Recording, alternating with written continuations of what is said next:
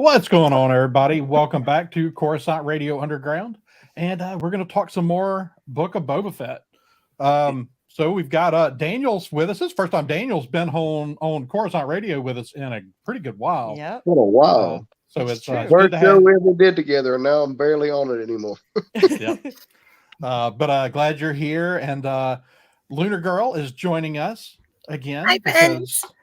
she Lunar just Girl. loves this show so much. How could we not have her on here? Thanks And for then- having me back. Joining us for the first time ever, we've got Dan from Inside the Booth. Yay. I don't think I've ever met you, Dan. Hello, everybody. Hi. Hi. Yeah, I'm well- Marisha. Meet you. I'm the other half. But thanks for joining us tonight, Dan. Dan, I saw Dan on Twitter just saying, "Hey, who wants to talk Book of Boba Fett with me? I can't wait till next week." I was like, "Come on!" Like, Yeah. You're right so there. glad everybody's here, and let's just overall just start off. Actually, I haven't really talked to Daniel about this show at all, Mhm. and I True. kind of Which is want to know. unusual. Because Uh, usually Right. I'll call and talk about stuff on the Well, phone. Well, he called- that was the thing. Last time we talked, I actually told him I'm not going to talk about the show before the show this time.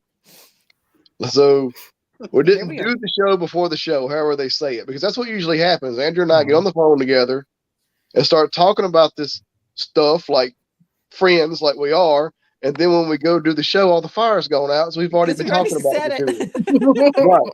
Yeah. So I tried not to do that this time. Good job. But I hate mean, I know- saying I this. know you hate weren't saying enjoying. this.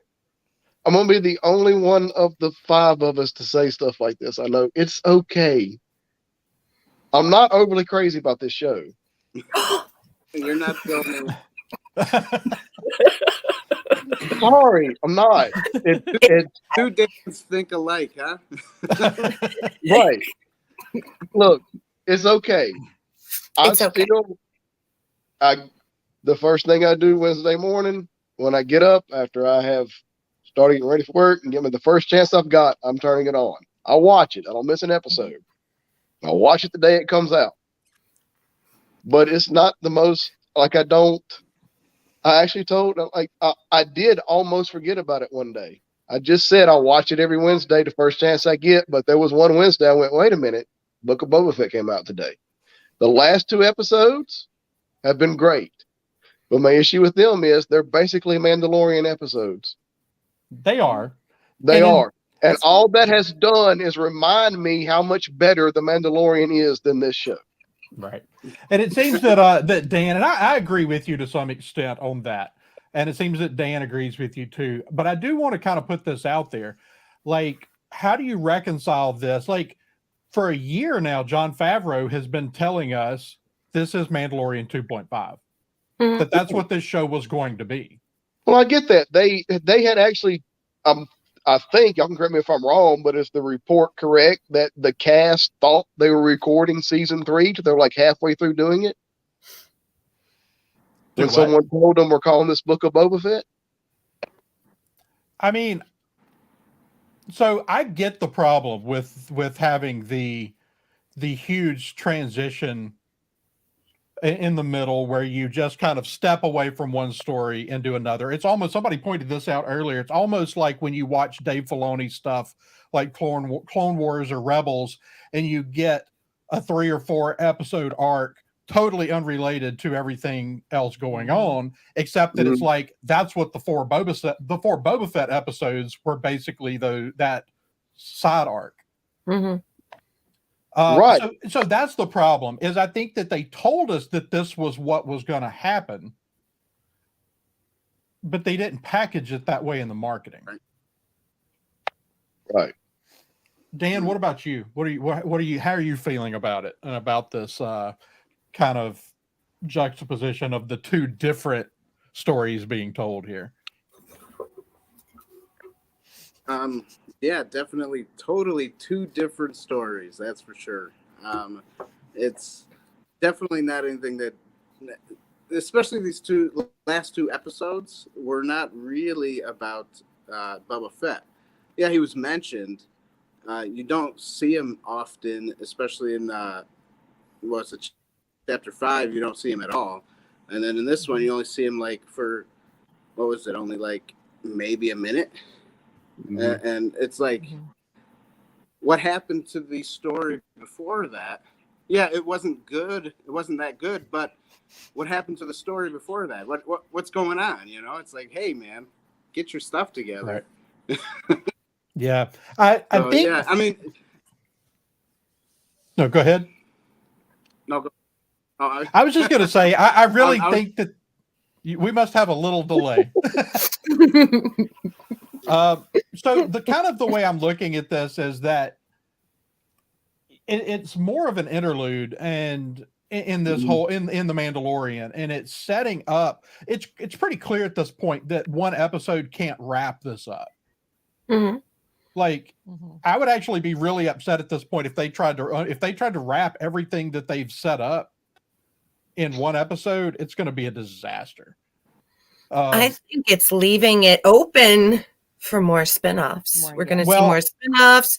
We still need, Bad Batch season 2. We need Ahsoka. We need the Mandalorian. I think there's going to be more spin-offs that they're not telling us just yet, that they might surprise us with at the end of episode 7. Yeah. So I still think that they're setting Boba Fett up as a major player in this period of the Star Wars world. And so that's really why Boba Fett is the title character for this, is when the dust settles at the end of next week's episode, he's going to either be in power over, he's going to have gained a substantial amount of power, or he's on the course to, and is going to play big roles potentially in the refounding of Mandalore, as well as whatever's going to go down, because we know there's a major shakeup within the crime syndicates. Yep. Between Return of the Jedi and The Force Awakens. I agree with you completely on that. Honestly, I wonder if they wouldn't have been better served just to make this The Mandalorian season 3 instead of, and just had the Boba Fett story as its own kind of aside. It's kind of just an arc within the Mandalorian. Yeah. Especially since he's sort of doing the Mandalorian thing too. They've kind of brought, it back around to the Mandalorians a few times. I kind of wonder if it wouldn't have gone over better if they just done it that way. I think that it all comes down to, because right now it's like, whose story is this? And I think that plays out in season. I think episode 7 will make it clear why this was the Book of Boba Fett. Yeah. And that's possible. We're clearly setting Din up. I mean, with Boba, it's all about building that tribe, building that family. Yes. And we see people like Din Djarin. We went out of our way to show Din Djarin cast out of his own family. Right. And it is Boba Fett's story, but we had all the build up to, now he has to build his team to accomplish what he needs to accomplish, and they want and so they're going to bring Din Djarin into the story. Well, so now we need to kind of back up and give you a little background on what's been going on with him to sort of make it fit, right? So, yeah. But at the same time, I also feel like maybe some of this would have worked, like Marisha said, sort of as a subplot in the next season of the Mandalorian. Like I don't know. I think I think maybe they were kind of caught in between. How do we tell this part of the story? So just to make it sort of fit in where the timeline is, you did what you did in the last 2 episodes, which again just remind me that this show hasn't been as good as the Mandalorian has been. Yeah, but even if you titled it as The Mandalorian, you can't make everybody happy. People would be like, this is and I was misled, and somebody will always have a problem with it. That's what Star Wars is known for with their fan base. Right. So I just kick back and enjoy it. Like, give me everything. Right. I love it. I don't care what the title of the show is. And Andrew knows this about me. Marisha does too. I don't get hung up on that kind of stuff. I just want a good show. I want a good story. Yeah. But I think My you're point getting a kind good of is that it hasn't been up to what I was hoping for. Or at least it wasn't the first 4 episodes. The thing is I think that the story is absolutely fine. It's pacing. I don't have any issue at all with the story that's been told. It's the disjointed nature that it's put together in. The show has not been as entertaining as what we've become used to, or as what we've hoped. Yeah, What we hoped it would but be. episode 6, if it were an episode of The Mandalorian, would be maybe the best episode of The Mandalorian. Like it's not that they're not telling a good story, but they have put it together in a really shaky manner. Well, they had entertaining stories 2 of the 6 episodes. That's basically what we're talking about. No, I don't agree with that. I do. Yeah, obviously I'm the one who said it. But as long as you agree with yourself, Daniel, we're good. It is important. It's the key. Joker, I did see where you asked permission to post that link in the chat. Absolutely, buddy. Go ahead and do that. But Dan, I want to hear from you for a minute, just kind of how you feel about the overall story and like what you think the issue with the way it's laid out is. Because like I said, I do think we're telling a really fantastic story, but it just kind of bounces around and it kind of constantly kind of yanks you out of what's going on. Because the Boba Fett in the desert stuff, I think is all fascinating. Definitely. But I do want to hear from you, Dan, how you're feeling about it up to this point.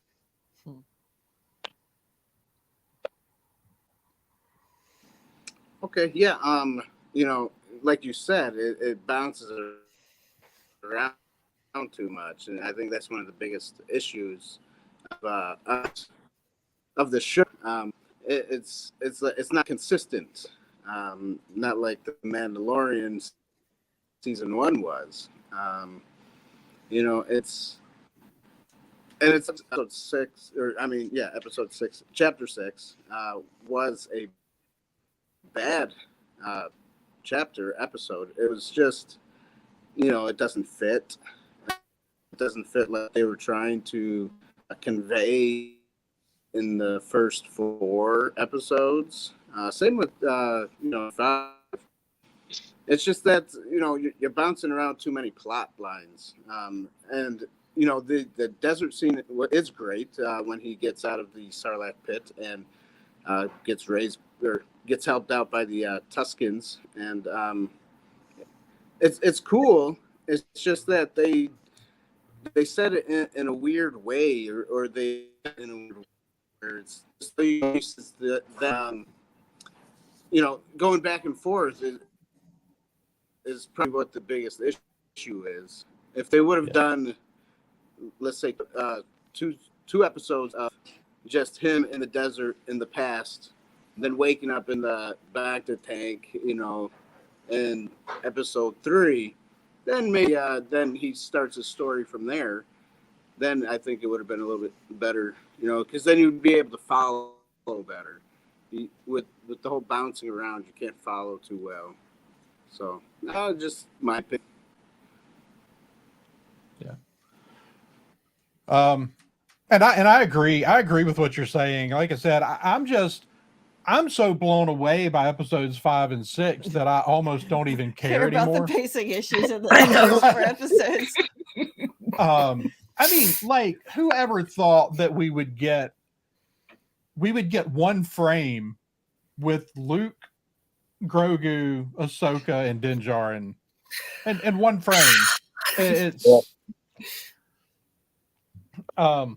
they're doing. I mean, this episode had Dave Filoni's fingerprints all over it. You didn't even have to know that it was him directing it. You saw what was unfolding, and it could only be Dave. But I kind of want to back up because I think most everybody here has varying degrees of issue with the plot, the pacing. It seems like we differ the most on whether the story is interesting before 5 and 6. But I really want to back up now that I've gotten to fill in the blanks on how everybody feels about it up to now, and talk about this episode specifically.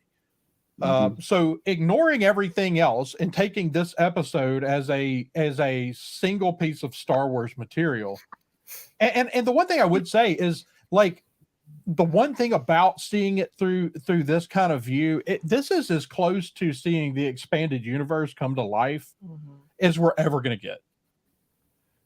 Is this storytelling where we've got stories going on all over the place, and we can just jump into all these different points, all these different places in our world, and pick up and tell a story. And that's what I appreciate about what this is establishing. But how did everybody feel about this story as it stands on its own? I'll start with you, Lunar Girl. Okay. No exaggeration. I cried 90% of this episode. 90%. Just straight up cried and screamed. I loved it. It was brilliant. It was perfect. I couldn't find it. Well, I don't find much wrong with the whole series as a whole, but it was perfect. It had everything you can possibly imagine. It was, I already watched it 4 times. Today I did my 3rd and 4th watch of it. And it's something that I can see, like, 10 years down the road, I'm going to want to watch it again. Yeah, I mean, this may be one of the best pieces of live action Star Wars that we've gotten. So good. Maybe since Rogue One. So good. I mean, everything. What about you, Marisha? I mean, I don't think they're ever going to top a green lightsaber in an elevator, like on Star Wars television. Yeah, again. I mean, no, that moment in the finale of The Mandalorian season 2 is one of those moments. It's one of those peak moments in Star Wars. Yeah, but I think this episode might be better. Maybe, but man, like, as far as just like lose your mind moments, like, my sister sent me a video of my nephew just like sobbing his eyes out. Yes. The thing is, like, you know, the moments in this one, like the moment, the thing with Luke showing up, I mean, that's a big deal. But like this one, when you see Ahsoka, when she disturbs the Mandalorian, and you go, oh my God, it's Ahsoka. And then it dawns on you just a second later, you go, holy crap, she's been talking to Luke. Yeah. Like, not only like she's here, like, with him. Right. Yeah. And it's, I was always such, really, always really enjoyed the dynamic with Anakin and Ahsoka in the Clone Wars. And so it was really, just seeing them. So, she says, you're so like your father. I was just like, oh, I screamed. Yeah. I screamed. That might have been when my husband, I don't know, he said this a lot. Like, woman, would you please stop screaming? It's like, I can't. Yeah. What about you, Dan? What did you think about just this episode all on its own? Did Dan freeze? I think so. Yeah. I hear him. I think he's got some delay issues. Maybe. Well, Daniel, what did you think about this episode as a whole? Just taking this episode by itself, I agree with you. I think it's one of the best live action bits of Star Wars we've gotten in the Disney era. Probably since Rogue One, like you said. The season finale, The Mandalorian season 2 is still, that's one of the greatest things I've ever seen. But this one it's really good, and they actually do a good job. We were talking a few minutes ago about the different kinds of threads and plot lines they're trying to juggle. This one did a really good job of sort of being able to focus on each point it wanted to focus on, giving them all enough time without taking away from the rest of them. I really enjoyed the Cobb Vanth stuff. Yeah, that was really well done.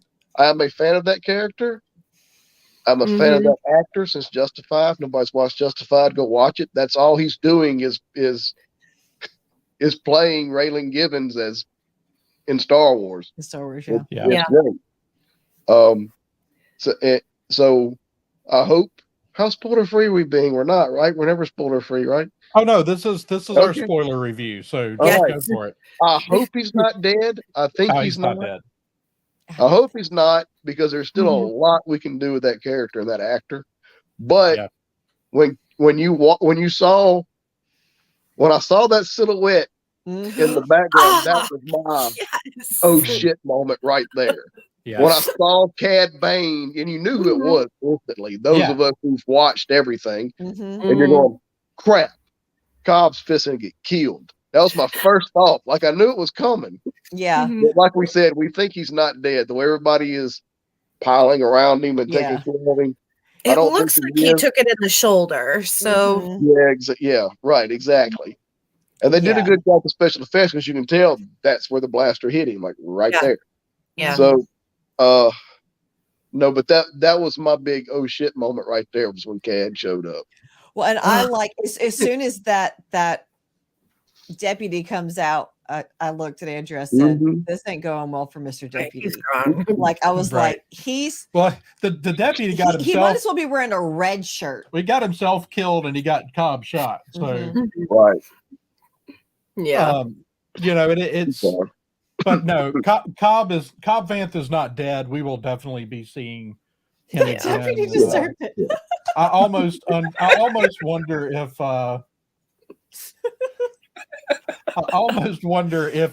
we'll see Cobb Vanth wearing some sort of armor when we see him again, because Ooh. they've kind of been pointed about the armor. I don't know, because I don't know where he's going to get it. I don't know how we're going to justify it. I don't know. I do really, like I said, Timothy Olyphant's one of my favorite actors, and I really enjoyed that character in Mando, and I enjoyed it in this episode. So I'm hoping there's more to do with him. Yeah. You'll probably get it from a Jawa. I mean, those Jawas like worship them, you know. You see the little Jawas with the crate dragon on top of their little thingamajigger, their sand crawler. Did you notice this? Sorry about my I've been dying hair today. Like the rib cage in the Yeah, in the bar, in the cantina. bar. I was like, well, I mean, like, that's what you call a power move. We got a crate dragon rib. Hey, you're back. Yeah. Welcome Yay. back, Dan. I'm back. I think this is But working I a little wouldn't better. think it would be. Yeah. I wouldn't think it'd be Mandalorian armor. There's only so much No, best to go Right. around. No, I think you'll see something else, but Yeah. and I see Joker Voice said that he's not listed for episode 7. I know the rumor floating around out there right now is that they have revived the Rangers of the New Republic series with him as the lead. Oh, okay. Which I'm down for, and also he points out his the belt buckle with the that's his base, essentially the badge, Yes. the red and white stripe. That is the same thing that's on that's the same markings on the badge given to Cara Dune. Yeah. Is that red and white stripe. So Yeah. I do think there's a good chance that we're just putting him out there. He's still around, and we're setting him up for a different show. I think we're Yeah. going to get announcements for all kinds of crazy stuff when this is over with. Oh, definitely. I mean, how can you not? Yeah. But Dan, now that you're here, just wanted to hear your general thoughts on the episode. On the episode, it was good. You know, I definitely appreciated Luke's face this time around. It looked way better than it did in Mandalorian there. So I don't know how they did it this time. Maybe they got someone that knew what they were doing. Yeah, They took some time on it. well, they appreciate did it, hire. you know? They did hire that deep fake artist who had redone the work from The Mandalorian. Yeah. Oh, really? Yeah, there was a guy on a YouTube channel that had redone the Luke Skywalker from The Mandalorian and made it look infinitely better. And they almost they turned around a few months later and announced that he had been hired by Lucasfilm. So, oh, that's cool. Yeah. Hey, good for him. Yeah. You know. Yeah, absolutely. Seriously. But this looked infinitely better. You know, there's still some question, like, could you do a whole series like that and it not, you know, because it's not perfect. Like it's a little Right, bit like it's not looking at a perfect. it's a little bit like looking at a video game. You can Yeah, still the kids Right. actually commented on that. yeah, I mean it looks incredibly good for what it is, Yeah. Mhm. but it's not perfect. So Yeah, and we've seen them use that technology several times now, mhm. and this is the best it's ever looked. Yeah, for Yeah. sure. For sure. Mm-hmm. Definitely. I Yeah, and never thought, that. Oh, go ahead. I never thought that we would see that much of Luke in an episode. I mean, like I thought, like okay, we saw him for 30 seconds, like that's it. Yeah. So I was But kind of no. shocked Right. how much we saw of him. Yeah, I mean, no, I mean, I really thought, like, I thought when they went out and hired this deep fake artist, I was like, okay, they'll probably do more Luke, but you're right. Like, Mhm. especially this soon, I didn't think we would see that much Luke Skywalker. Yeah. Mhm. Yeah, And I do almost want like to a say, main character. yeah, and I do want to say the body double, because this was a different body double than last time, Mhm. like, had the mannerisms down. Oh my gosh, yes. I was like taking special notice of that. Hmm. The one scene when Luke puts Grogu in his backpack and he runs through the forest just like he did through the swamps on Dagobah. Dagobah, yeah. It looks like the same backpack. I mean, it can't possibly be the same backpack, but it looks identical to it. Mhm. The flips that he was doing was the same thing that he was doing on Yeah. Dagobah. It was absolutely amazing. Well, that was all a really fun scene. The whole training montage is really Mhm. fun. It's all just it kind of goes back to Empire Strikes Back. Mhm. And but I love that his teaching is so reflective of the way Yoda taught him. Yes. Yes. Mhm. I mean, we see that through the whole thing. Like almost everything that he Mhm. says to Mhm. Grogu is a reflection of what he was told. You know, the way he Yes. was taught by Yoda, and I love all of that. Mhm. But let's back up and kind of go into it scene by scene. You know, we open up, we get that first scene, and the reason I think I believe even more we're now setting up Cobb Vanth for his own gig of some sort.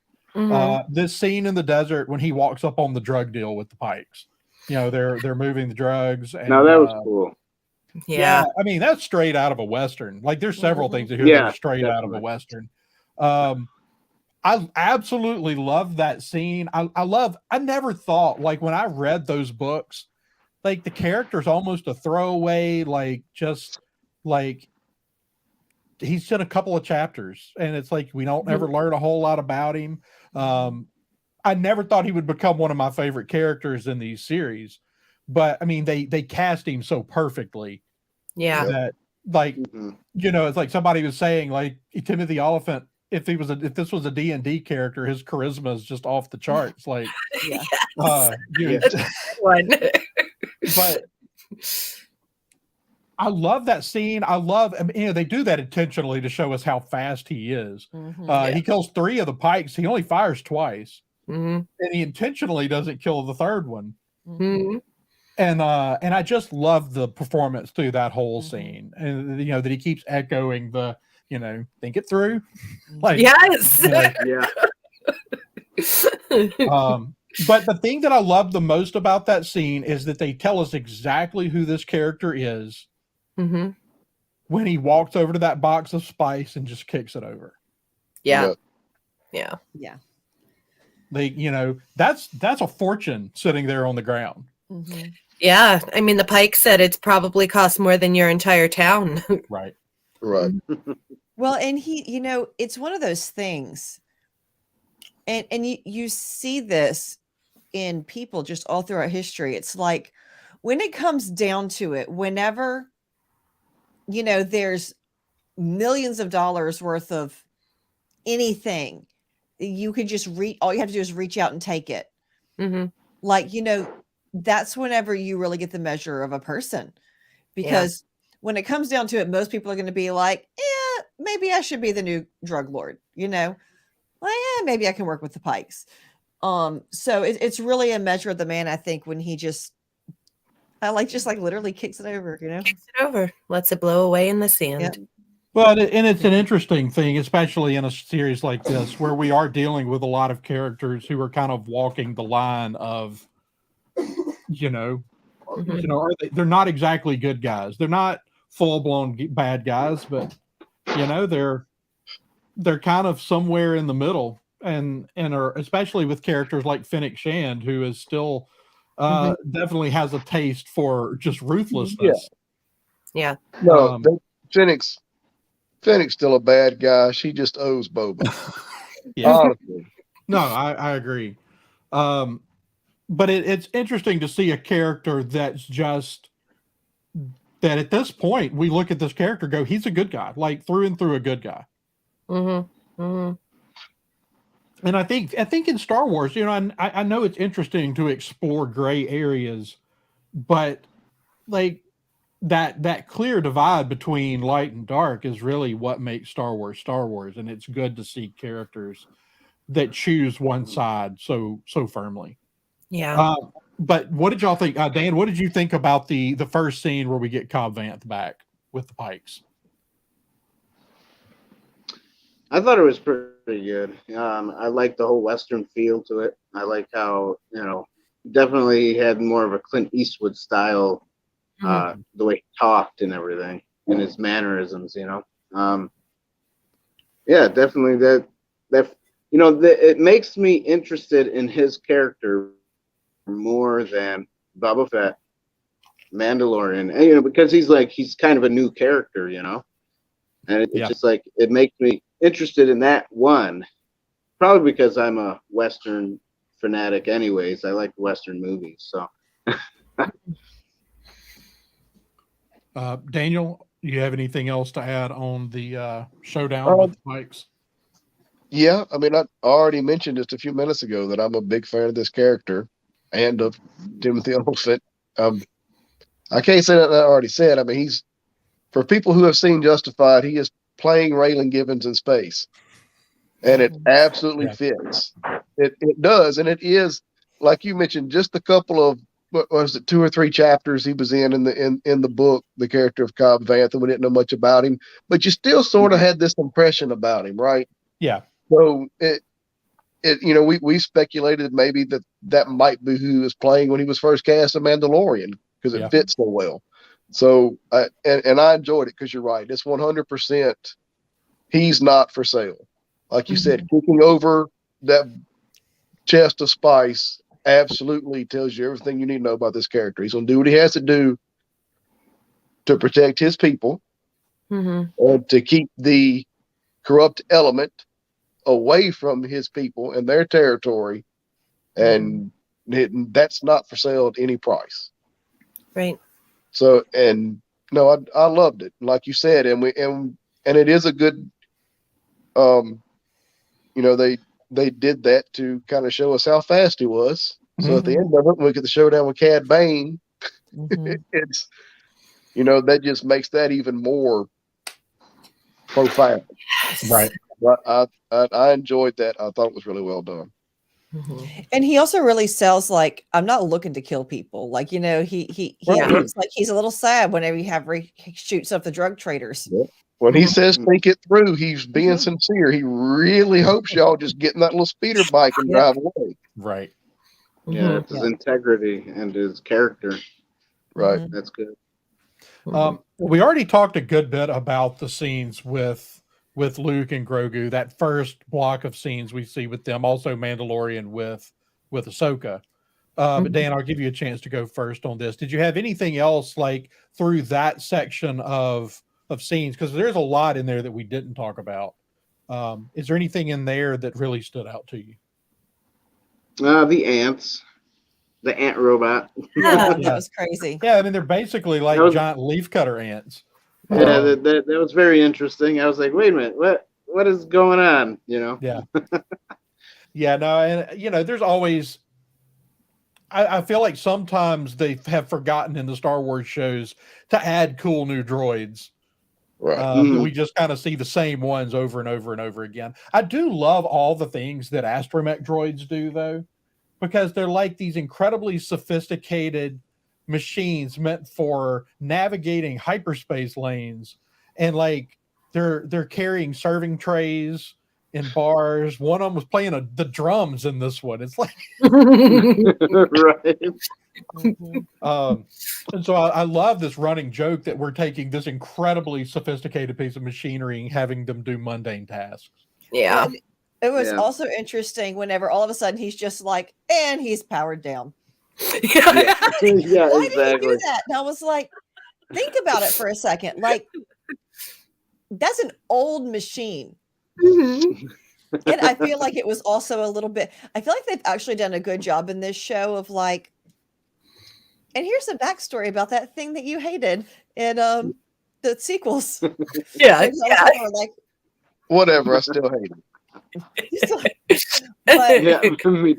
I feel like they have done a good job of kind of giving you a little bit of explanation Mhm. for things that maybe they had a good reason, or at least had a reason for doing in the sequels, but they kind of went back and filled some things in.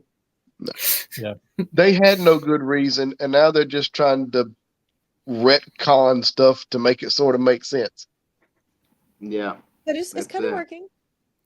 I love you though, Marissa. Mhm, I love you too. It's This is mine and Daniel's dynamic. but I do like there are a lot of just little details. I love, you can tell anytime Filoni is heavily involved in an episode, the Eastern influence is always brought heavily back into play. Mhm. Mhm. And that's really where Star Wars finds its balance, is that East and West Yeah. balance. And Yeah. Pun and I intended. do appreciate that when Filoni's on board, like it always swings heavily back that direction. Mhm. Yeah. Yeah. I liked again with Luke and Grogu.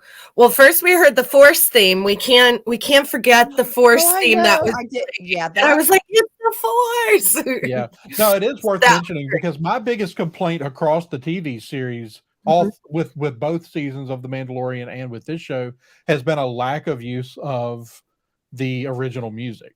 Yes, yes. It was perfect. It was perfect because he's teaching Grogu about the Force.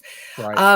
I love the little nod in the very first scene with Luke and Grogu, how Grogu, like, he sees little Froggy, you know, and Mhm. he's like, Yeah. get the little Froggy to come over. And then Luke sees him and he drops the frog. Yeah. And then Luke raises all the frogs out Yeah, of the I mean pond. it's the X-wing out of the small Yes, lesson. It's yes. you're trying to use this for so small of a thing Mhm. Mhm. when it's capable of so much more. And of course the Yes. puppeteers with Grogu are doing Unreal. such an unbelievable job. Whatever I kind of awards there are for puppeteering, they need to win every one of them. Yeah, He's, no, he's getting a frog, and his little lips are like, "Nim nim nim, I'm gonna eat him." And Yeah. I got a real Oh. whenever he's jumping and he looks like a Muppet. I just love it whenever he runs and you it's know, like, but I like it's a I Muppet. like that because we've always had things in Star Wars that sometimes you go, dang, it's a Muppet. yes, It's like, you know, and so I kind of like that. I mean, I love that they've been so determined to stick with an actual puppet for this long when they could Yes. just do it digital. Mhm. Yeah. But I see Wait. there were a couple other pieces of music. I see Joker Voice has mentioned the Ahsoka theme was in this Yes, episode, but we also heard Yoda's theme twice in this we episode. did. Mhm. All of it just got me so. I mean, just sobbing because, like, oh my gosh, this is so perfect. Grogu jumping around, that was cute. I like it when he was trying to keep up with Luke and Luke's like force lifting him. That was adorable. So one scene I do want to talk about here is where Luke offers to show him his past, because it's clear at this point, you know, they've made it clear at this point that it's not just that he's young and childlike, like the memories are suppressed. Yeah. Mhm. So whoever saved him from the temple has suppressed his memories and probably his abilities. And I'm almost wondering at this point now if part of the reason that he's so childlike at this far into life is that you know, everything about him has been suppressed, that is essentially like his memory was just wiped. Yeah. But that scene, seeing that new view. I mean, that's one of the things we've been weaving in here. That Filoni loves going back. I mean, because Order 66 is such a pivotal moment. Filoni loves going back and showing us different views of that. This is the only time we've gotten a second view of it in the temple. Yeah. Where we actually see Jedi standing and fighting with the 501st. 501st, yeah. Just getting mowed down. Yeah. And it still leaves us with the question, who is holding Grogu? We still didn't get that answer. We got teased with it once again. Yeah. Well, and that's the thing, like, you know, that was the other thing I kind of wanted to ask everybody here. Like, do you have any theories on who got Grogu out of the temple? The only thing is that, you know, we have this whole backstory with Grogu where he ends up in the hands of less than good people, you know, at some point. But so we still don't know how that happened either. But someone had to have gotten him out of the temple. Do y'all have any theories? Lunar Girl, I'll let you go first. The only one that makes sense to me, actually, my friend Joker Voice told me about this. The librarian. Yeah. Yeah. See, he's got that here in the chat. And Jocasta Nu makes a lot of sense. Yeah. Joker Voice told me that a few months ago. And ever since then, it's like, that's the only one that makes sense to me. So that's the only one I can picture now. And Joker Voice planted that in my head. That's the one that's been on my mind also. Yeah. This is the other thing. Joker Voice, if I'm not mistaken, like this is all happening at the same time that Anakin is coming into the temple with the 501st. So theoretically, R2 is also still on Coruscant. Right. Yes. So I am, you know, R2 is a possibility. Jocasta Nu, or you know, we also have this other thing where we're constantly reintroducing or introducing new characters who survived Order 66.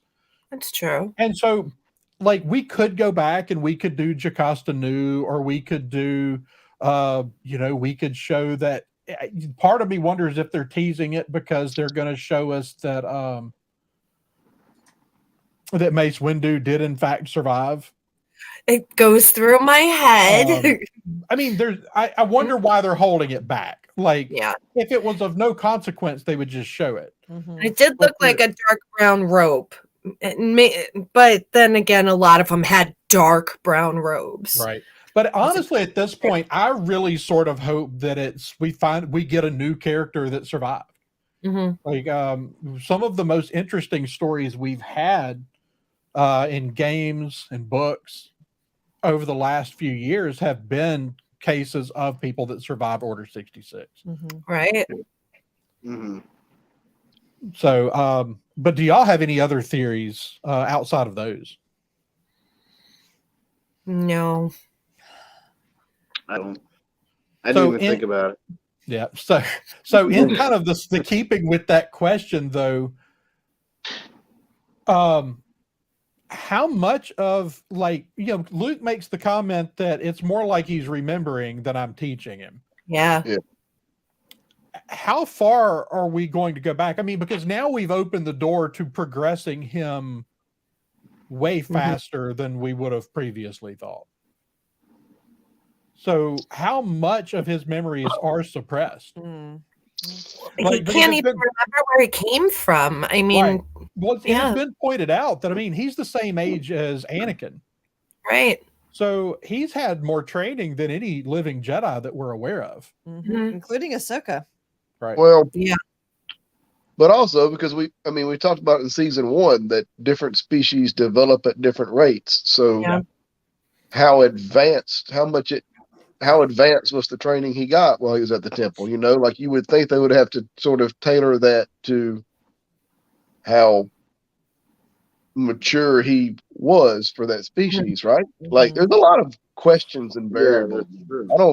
I don't think we can have any idea about any of that stuff. Yeah, that's true. I don't have much of a theory though about who got him out. Yeah. Yeah, we just don't know. I mean, they can do anything they want with that still at this point. It's got to be a Force user, though, right? Because and his you are memory is right, wiped. Joker. He had training, but it's of a youngling. Yeah. So it's not quite the same thing. He's not a Padawan.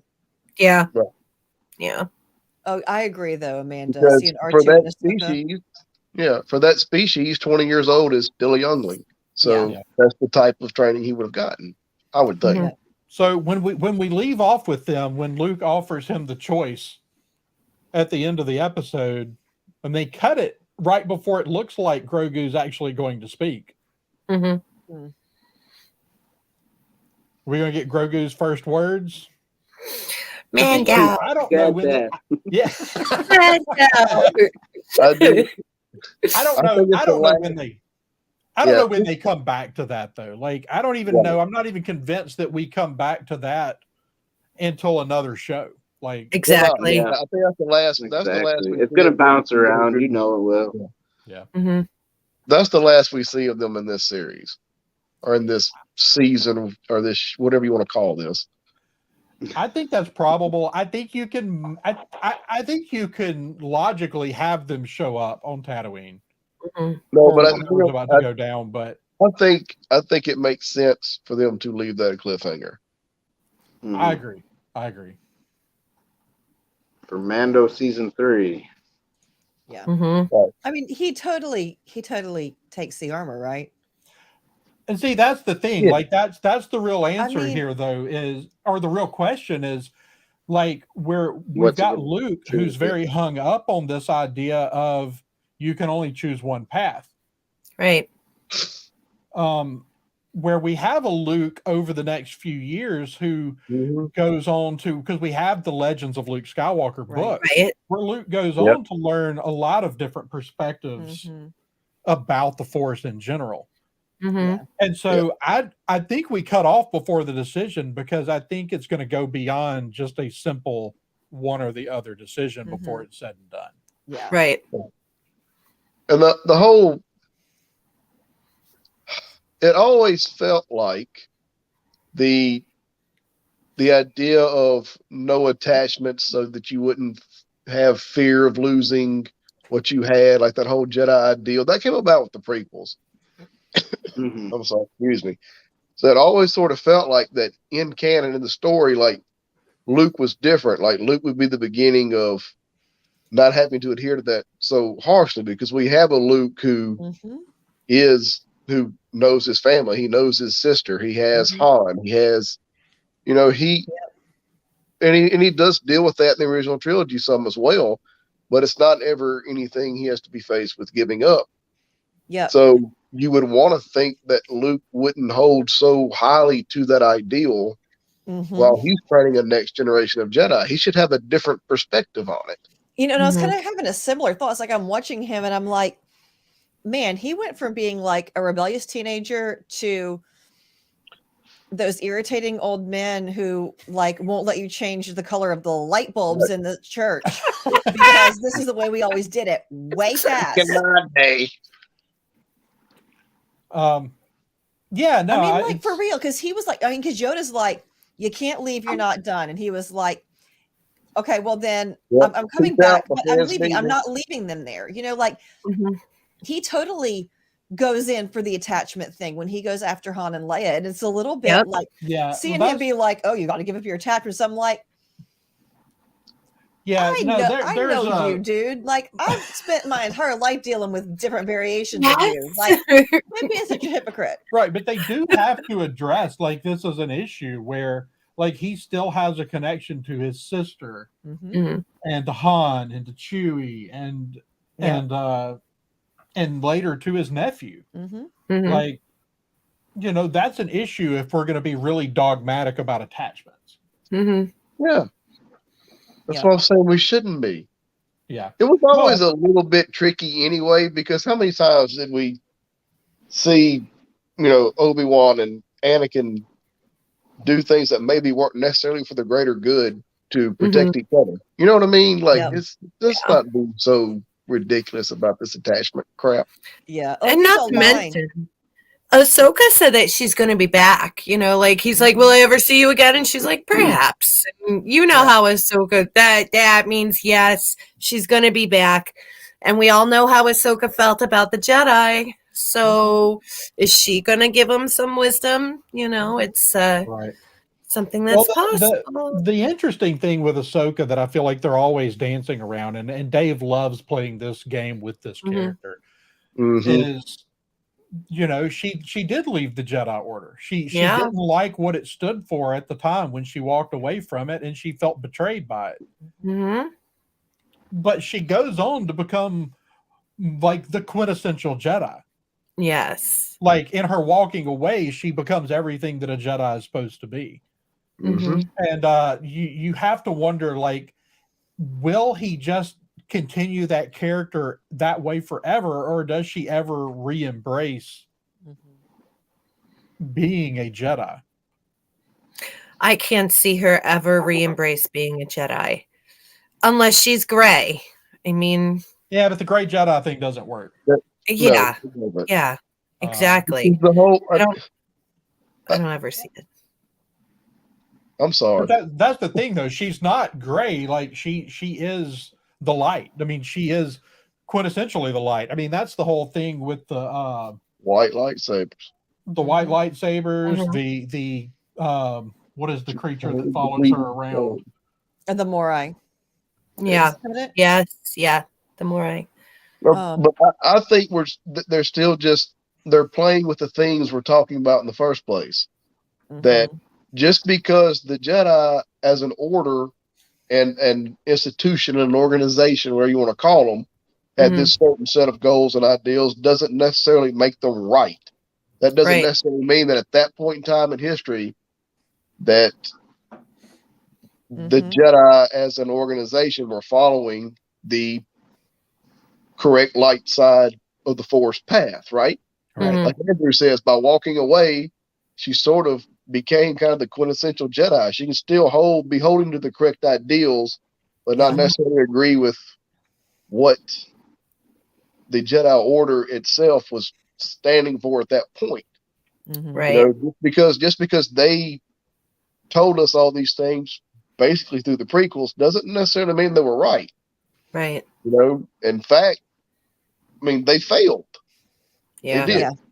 So I think though she's disillusioned enough with the institution. Like I've seen a lot of people who, you know, they still sort of hold to the things that the fundamentals of the things they always believe, but they become so disenchanted with the trappings and the institutions that they just sort of like, I don't want to be that anymore, you know? So I think even if she comes, you know, even though she probably at this point realizes that she is more of a Jedi than probably anybody else that she ever knew, I don't think she's ever going to take that title back, because for her that is corrupted. Yeah. I agree with you. Now, you know, one of the things we've got coming up is an episode or maybe even a series on refounding the Jedi Order. And, you know, when it's all said and done, whenever this is, because I think that's where the Favreau Filoni verse is leading, is to a reestablishment of both the Jedi Order and Mandalore, because the two have mirrored each other for so long. And you know, the dogmatic principles, the falling, the almost complete annihilation of their different groups, and now we need to see them both brought back. And I do hope that I hope that what we eventually see is that Luke's school is not the only school, that we see multiple survivors of Order 66 creating schools where we see multiple perspectives of the Force. That would be really neat. How long does it take before they all go to war with each other? Yeah, that's true. That's what the Sith and the Jedi were. All right. Two schools of thought on the Force that went to war. So, but I mean, like, all those things are wiped out. So I think now if we're, you know, Star Wars, George Lucas in particular, always loved circular storytelling. Mm-hmm. So that makes a lot of sense to see multiple groups rise up, and they're not always going to see eye to eye. Yeah. Well, look at where we have that right now with the Mandalorians. Mm-hmm. You know, that absolutely. Yep. Exactly what's going on with the Mandalorians. Mm-hmm. All right. So we kind of jumped forward. We did see Boba Fett for like 5 seconds. We did. Okay, so I saw the best meme today. It says, for all of you people who wanted Boba Fett to be more like the original series, there he was there for 30 seconds standing in the corner saying nothing. There you go. You got your It's like, I almost would have rather them not have showed him than to do that because of this problem that they're having with like, what is this show? Like, it would have, I think that they should have just not showed him in that scene. You could have had Fennec send him to find foot soldiers. You didn't have to have him there, because I think it just shows, it shines that light a little brighter on this. Like, what is this show? Like, where is it going? Whose show is this? right. Grogu's show. Grogu's It's show. all now, right? Grogu's show now. All of Star Wars. And Grogu.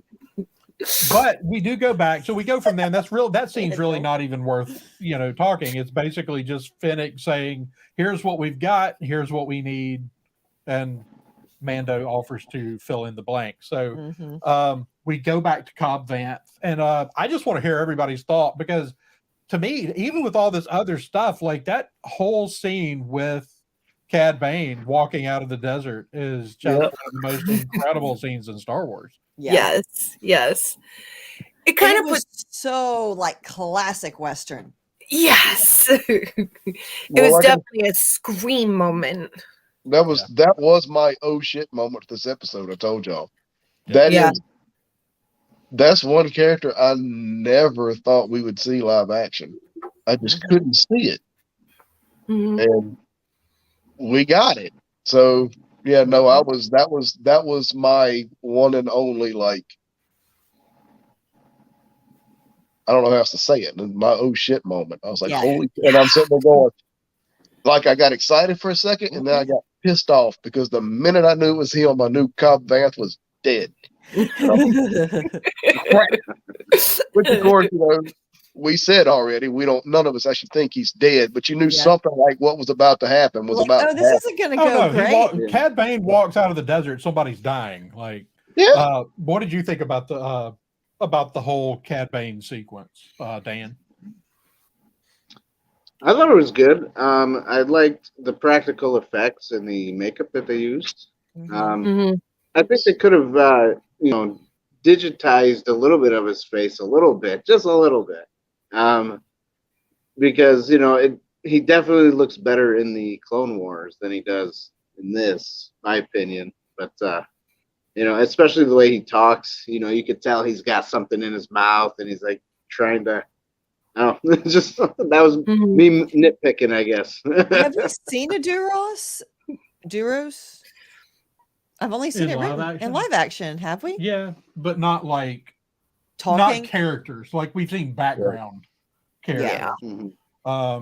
The closest thing that we've seen probably is in some of the video games. We have some relatively important characters of that species, and we see some in the animated series, but nothing live action like this. Yeah. And I thought it.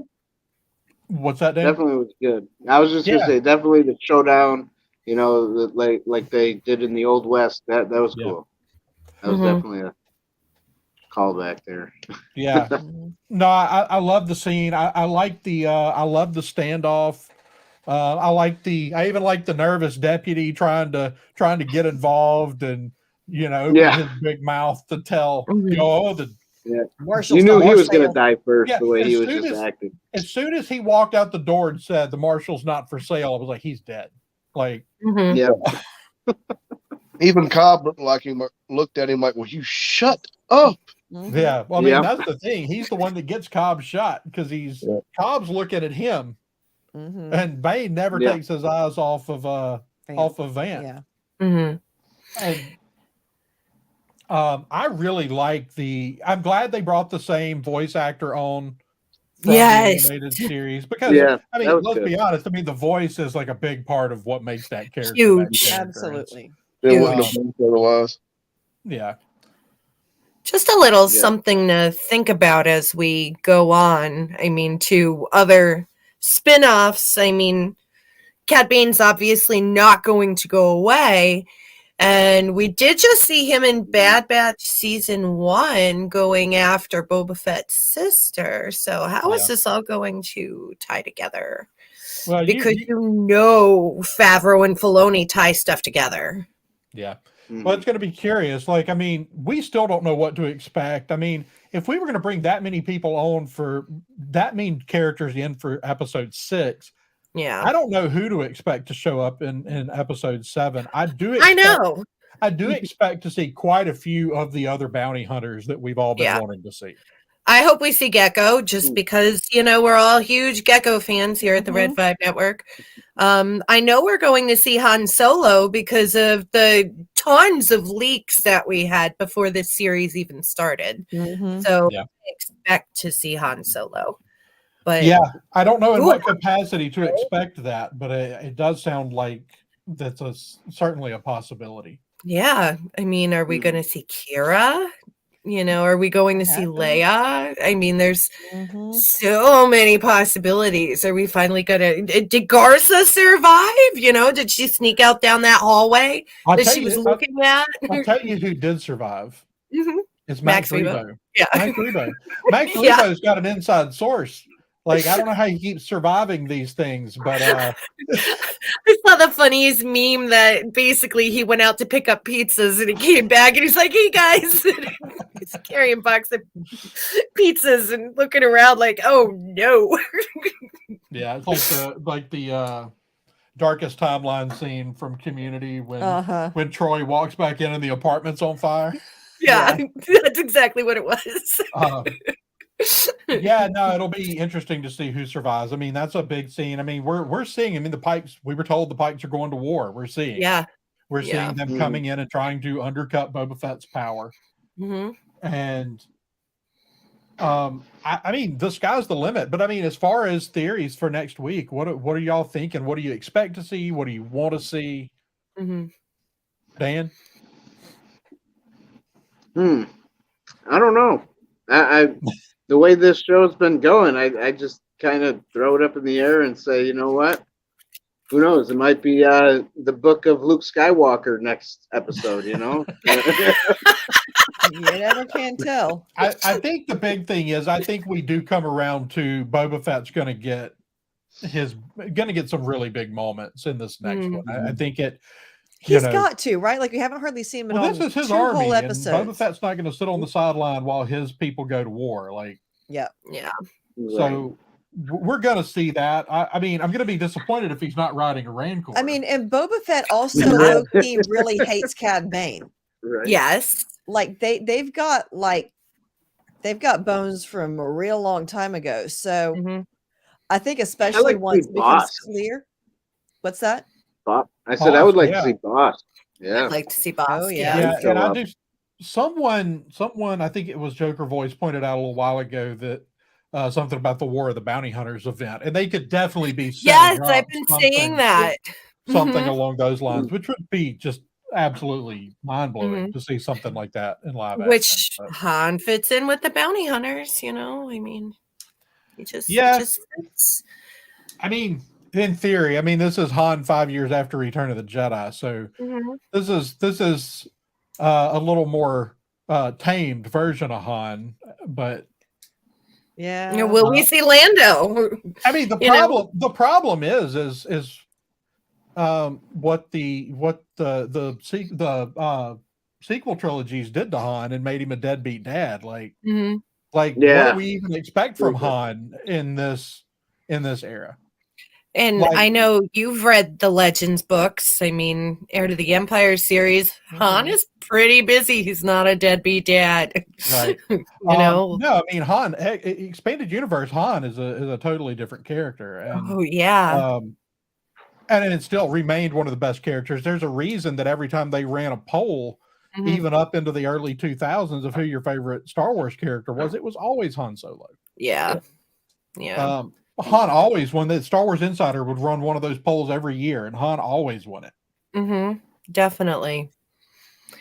But I'm glad you said that before. You said something before that you said Boba was setting up his army. And this is why it's called the Book of Boba Fett. Yeah, we had to see a lot of things without Boba Fett. But if you want to know how Boba Fett got his army, this is what he's doing. You know, we needed to see all these other characters come in. All the pieces kind of falling into place. Yeah, it's only a 45-minute show. You know, you can't put him in the entire time. That's just my 2 cents. Yeah. So, Gannon, as far as the thoughts on the lightsaber issues, I know the lightsaber was destroyed, I think, in the comics. I do still feel, even though they're trying to connect everything, I still feel like, unfortunately, to some extent, the comics will always be like they always were and will always take a back seat to anything live action. I think everything ultimately takes a back seat to live action. And then you've got animated, and then you've got books, and then you've got comics. And I think that's that was always the old hierarchy. I think that remains the hierarchy. But I do think that it's certainly feasible that Yoda would have eventually rebuilt his lightsaber. That's true. But I think just because we haven't seen it doesn't mean it's not reasonable. Like Luke kleptoed it when he was at Dagobah after Yoda died. I mean, I would assume that Luke gathered. I mean, I would assume that Yoda had quite a few things potentially of importance there. Yeah. Actually, in the new school, we see several artifacts on shelves into the walls, including what look like a couple of old books. Yeah. And I'm assuming those would be things that he's either gathered in the 5 years since Return of the Jedi, or that were in the possession of Yoda or Obi-Wan. Yeah. Daniel, you had some thoughts. I could see it.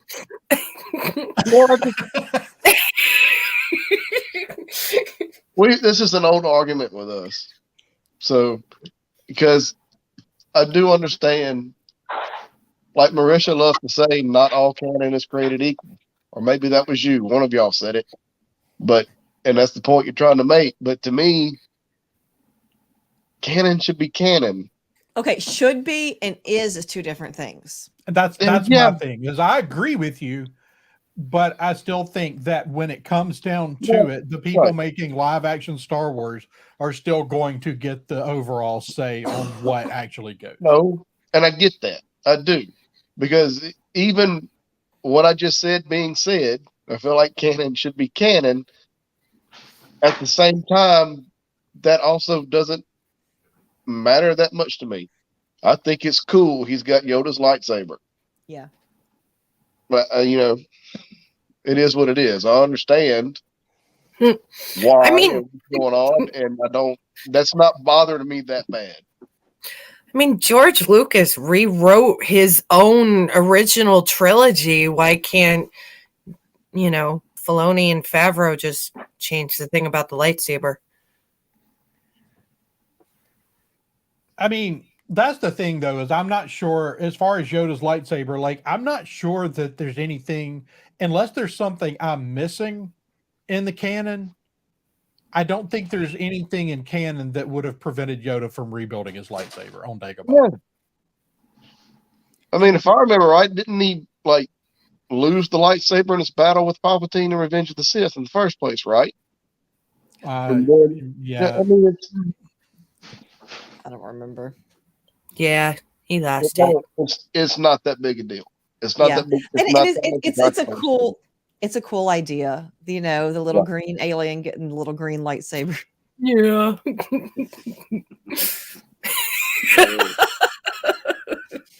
You go with your bad self, Shanti. That's fair. That's fair.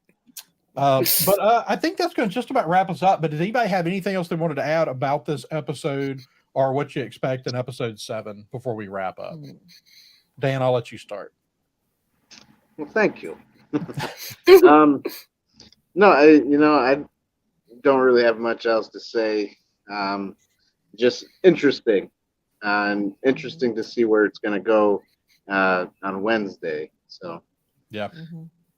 that's about it for now. Yeah, that's kind of where I'm at. It's like there are just so many different stories they could tell, and clearly they're not going to tie them all up.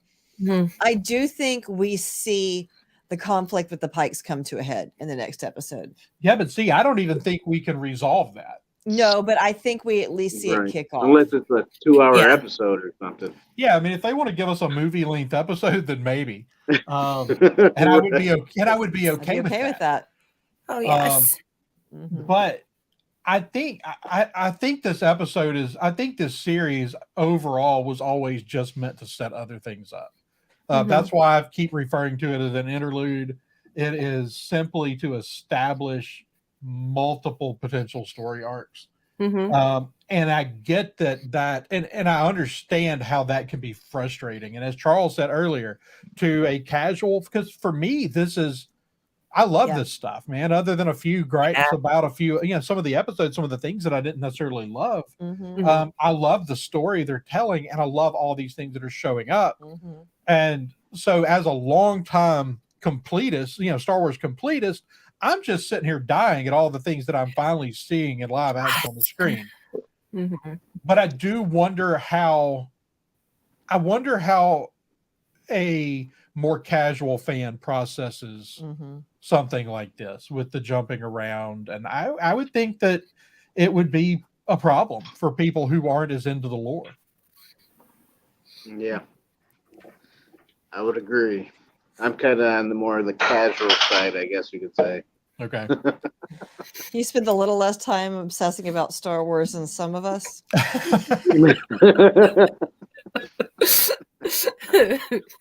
Well, in high school, I did dress up as a Jedi once. So, Nice. Yes. Who That hasn't? Only once. yeah, maybe twice.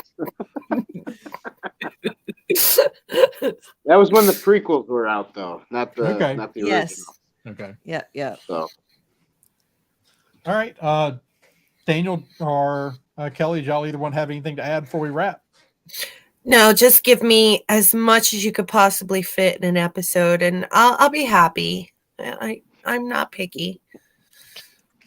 All right. Well, let's go around the room real quick and give everybody a chance to tell everybody where they can find you online, and if you have a podcast, where your podcast is. Dan, tell us about where people can find you and about your podcast.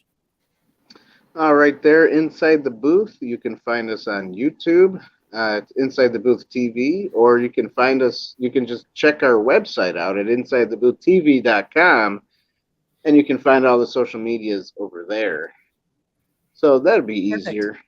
That's Yeah. easier than leaving them all off here. Yeah, exactly. Yeah. All right, Daniel, and where can people find you? I am Dan C. Peeps on Twitter, and you actually find me most often on our other show, the Science Fictionary podcast. It's true. It's true. All right. And Kelly, where can people find you? They can find me working the media of the Sidebar Cantina on just about every platform you can think of. Go to bio.link/the Sidebar Cantina, and you can find everything you need to find there. Awesome. All the things. Marisha? All of the things. You can find me on Instagram at princesses_and_padawans, and I'm P Padawans on Twitter. Occasionally. Cool. Well, I just want to say thank you to everybody who joined us in the chat tonight. Absolutely. Y'all were awesome. Fun Always a better chatting. show when we have a chat room full of people.